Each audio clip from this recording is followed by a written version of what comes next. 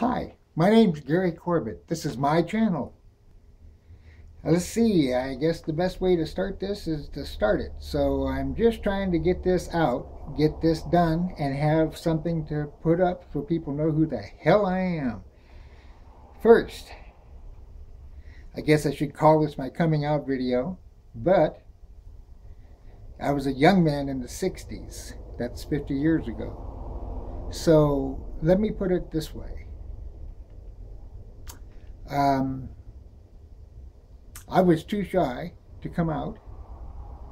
It wasn't until I was a hippie in about 1966 that I got around enough other people. I still didn't actually come out, although everybody knew what my preferences were. At that time, it was flower power time. Free sex, free love. Everybody was living with everybody. I had 20-some people living in my house. I still never actually came right out to people. I should have, but didn't, and regretted it later. I ended up, after a few years, moving to Oregon, where I still didn't come out. Then moved back to California, down into Long Beach again, where I was raised. And at that time, I started writing reviews for gay bars. I basically came out then. And spent a couple of years living in the gay ghetto and doing what people do. That was before AIDS had a name. That was when people were still going to bathhouses in droves. But I've never been a slut. So when I went to a bathhouse, it was to use drugs and have a good time, but not to sleep with different people. So as I watched many of my friends get sick and die from AIDS, I was fortunate. I never got anything. I never got it. The only disease I've ever had, even close to anything like that, was gonorrhea. I got one time. And at that time, you were supposed to inform all your partners that you'd been with in the last 30 days. So I did. There was only a couple that I had been with, and so I let them both know and told them what they needed to do, and got an appointment date for everybody to show up. And then when I showed up, was absolutely amazed, because there were hundreds of people there. And I wouldn't have slept with a lot of them, but apparently people that I had slept with had slept with them, or people that they had slept with. It was just one of those things, like when you whisper something to somebody and then they whisper it to somebody else, it just changes. Well, in those days, that's sort of what happened. None of them had gonorrhea, so the doctor told me that he assumed that I picked it up off a toilet seat, which you can do.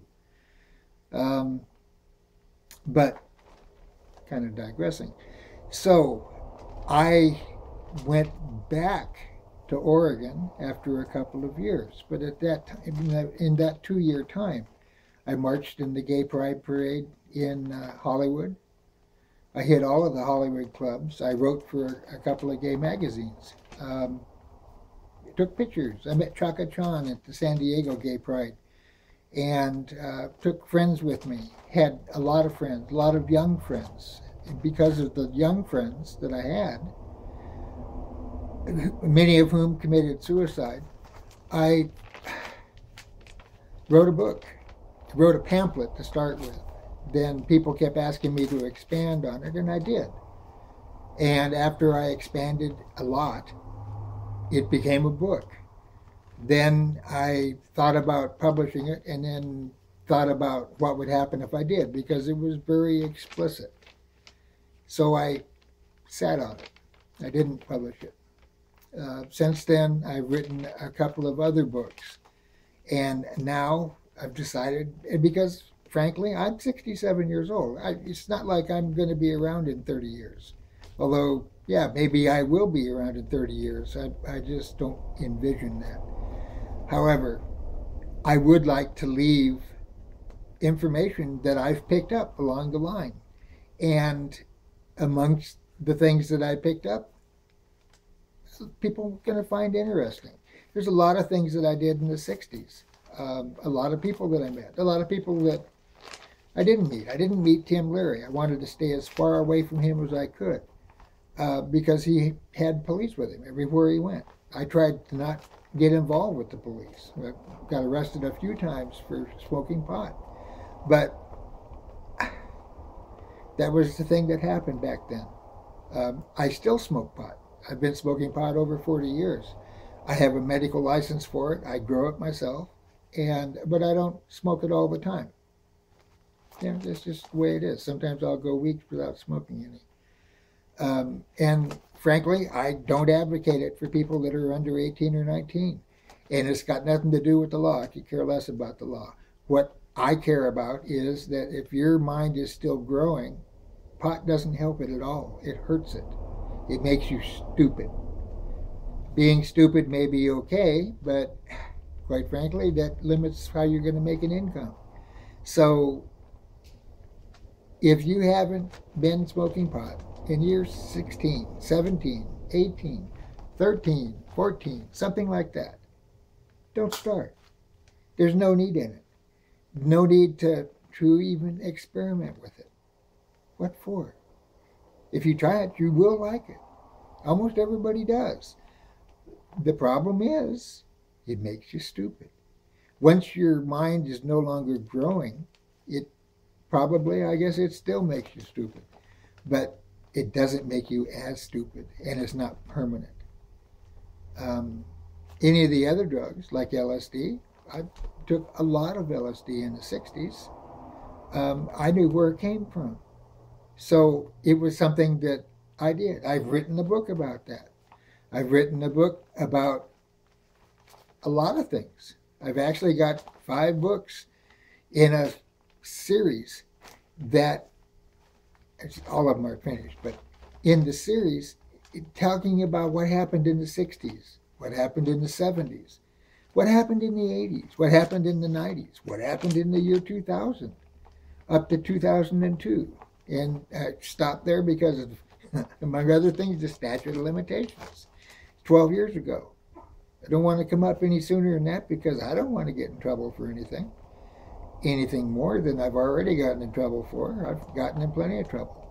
But in America, we have certain rights and certain things built into our Constitution and our country is based on.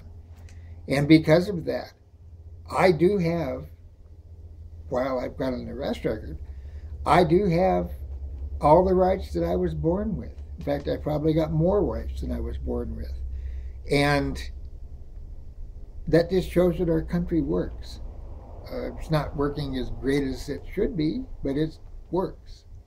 It's not bad. It's not as good as a lot of the countries are, but that's because there's been greedy people taking things that they shouldn't take. So that's my coming out story. Yes, I was a hippie. Yes, I smoked pot in the 60s. I took LSD in the 60s. I did a lot of things. I haven't an axe to grind with anybody. I probably have people I've done things for or to that didn't help them at all. I've got other friends that I've probably helped quite a bit. The whole thing comes down to just a couple of simple things. I tried not to hurt anybody deliberately. And I love my dogs. I raise dogs. I love my dogs. They're my best friends. And I take care of my dogs. I have 2 now, a Rhodesian Ridgeback, and then I have a sort of an African cattle dog. And I love them both very, very much. They mean a lot to me. I'm going to stop this now, and then I'm going to redo part of it and add some more.